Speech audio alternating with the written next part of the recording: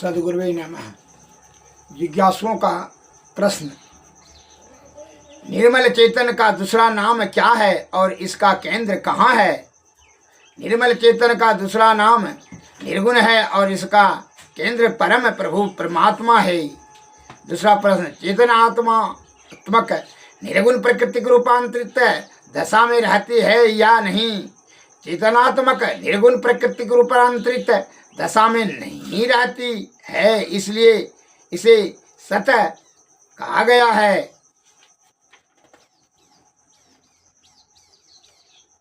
तीसरा प्रश्न, सृष्टि बनने में पहले शब्द हुआ या कंप?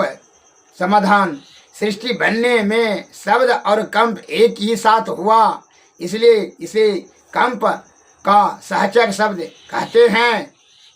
चौथा, आदि शब्द की उत्पत्ति जड़ प्रकृति का और चेतन प्रकृति के पहले या पीछे हुई है? समाधान, जड़ प्रकृति और चेतन प्रकृति के पहले आदि शब्द की उत्पत्ति हुई है।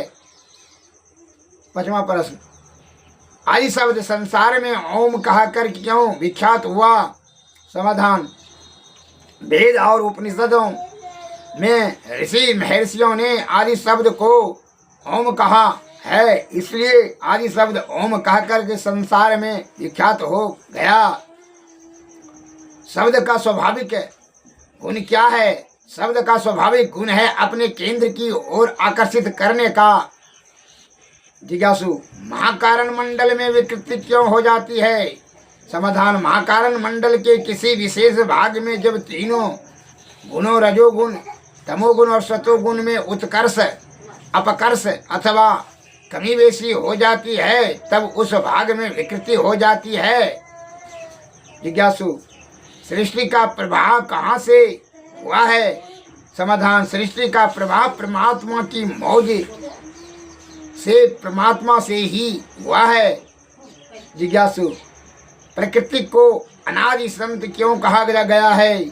समाधान, प्रकृति को अनादि संत शांत इसलिए कहा गया है कि परम प्रभु परमात्मा में ही इसका आदि है।